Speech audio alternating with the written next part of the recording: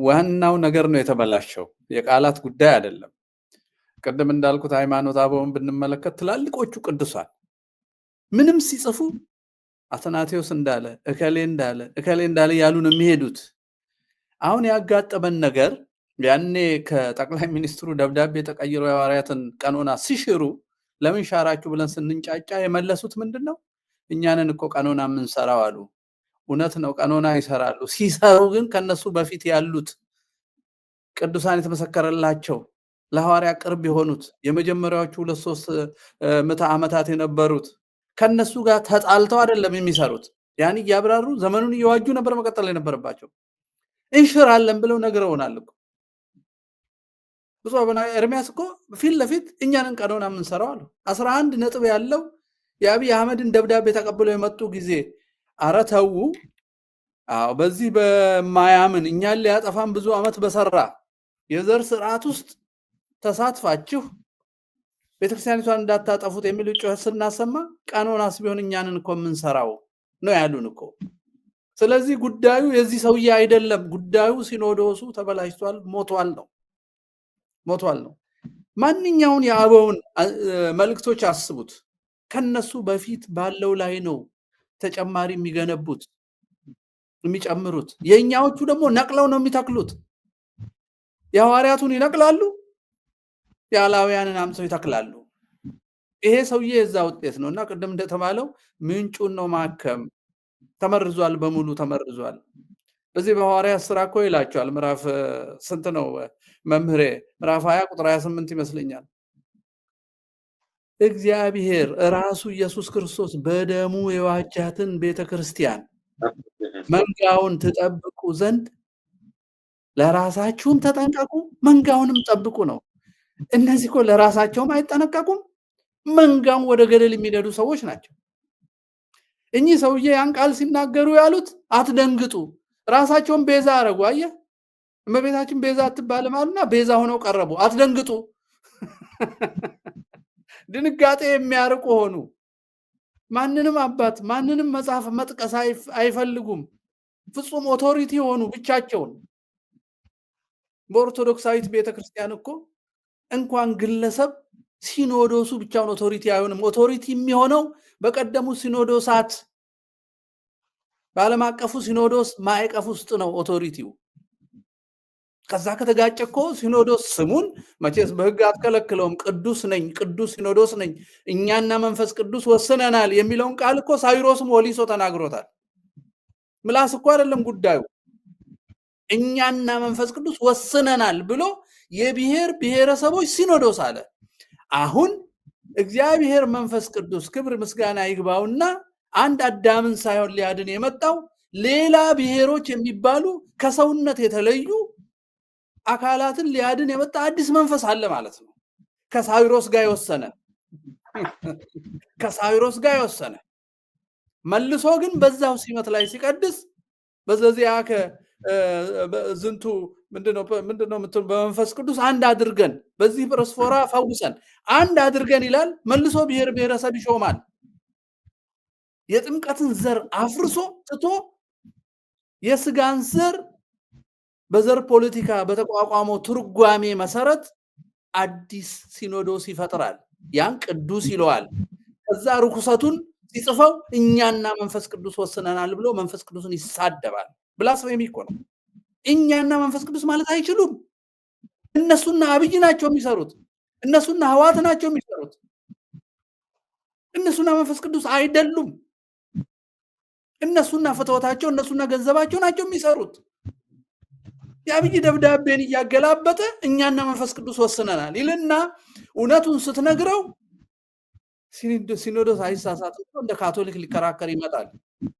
እነ ሰረቀ እኮ ያን የካቶሊክ ትምህርት ሲያመጡ አንድ ቅዱስ ፓትርያርክ እሳቸው ያሉት ብቻ ነው የሚሆነው ብለው ከሲኖዶስ በላይ ሊያደርጓቸው ሞክረው ሲያቅታቸው ሰፈራቸው ሄደው አባ ሰላማ አቡነ ሰላማ መንበረ ሰላማ ተባባሉና የአሃት አብያተ ክርስቲያናትን ለማታለል የተጠቀሙበት ስልት አለ። ፓትርያርኩ መንበረ ሰላማ ሲወገዝ አላወግዝም ስላሉ የአሃት አብያተ ክርስቲያናት የወሊሶቹን እንዳወገዙት የትግራይን ወንበዴዎች አላወግዙም። ለምን? ሰረቀ ምን ብለው ይነግሯቸዋል ለአህታ ቤተክርስቲያናት? እኛ አልተወገዝንም፣ ሲኖዶሱ ኤትኒክ ነው፣ የዘር ነው። ስለዚህ ትክክለኛ ያወገዘን ነገር የለም። ፓትርያርኩ እምቢ ያሉት ሲኖዶሱ የሰገሰጉት ብሔሮች ናቸው ብለው ነው አህታ ቤተክርስቲያንን ለማሳሳት የቻሉት። ለዚህ በር የከፈቱት ቅዱስ ፓትርያርኩ ናቸው። ለምን? የቋንቋ ዘሬን አላወግዝም ብለው ለጥምቀት አልቆምም ብለው ይመስለኝ ወይ ወሊሶቹን ለማውገዝ የፈጠኑትን ያህል መንበረ ሰላማን ለማውገዝ ፈቃደኛ አልሆናሉ። ስለዚህ እንዳለ ሙሉ ነገር የተበላሸ ወዳጆች፣ የተበላሸ ሙሉ ነገር ግለሰብ በመውቀስ ልናገረው አንችልም። ቅድም ዲያቆን ማን ያዘዋል እንዳለው ምንጩ ነው። ስለምንጩ ማውራት ያለብን